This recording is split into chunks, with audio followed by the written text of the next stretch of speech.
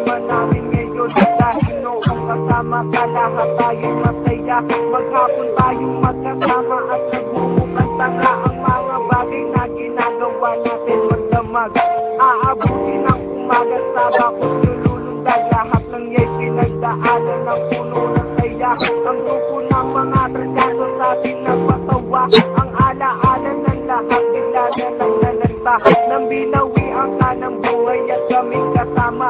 Lahat kami ay nagsisisi, ba't nangyari ito? Ang lagi naming nasa isip, ba't wala ng tutok? Bakit kami tumakbo? Yan ang tanong ng lahat. Wala kaming maisagot, hindi kami nagulang. Unti-unti na mulat kung ano aking mali. Ang alisin ka sa aming isip, yan ay di madali. Ito na ba ang sukli sa mga pinagdaanan na wala ka sa aming buhay? Matatuka at sinaan at nakasaman ay lagi kong tandaan. Mahal ka namin lalong-lalong na ng iyong mga magulang.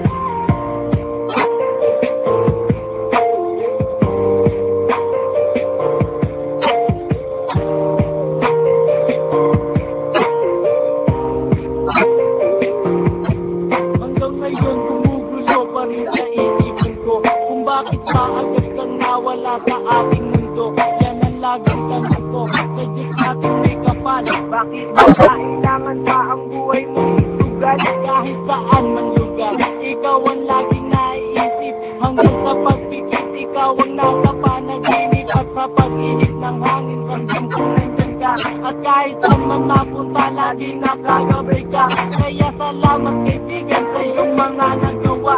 Hindi ko malilimutan ang iyong pagkawala. At kahit na maaga kang lumisan sa aking mundo, marami kang pinaligaya sa saglit ng buhay mo. At kung naririnig mo man itong pulang alay ko, na isinulat ko para lamang masabi sa iyo na hindi mabubura ang alaala ng lahat. Mananatili na trasados ang pangalan ng pangkat.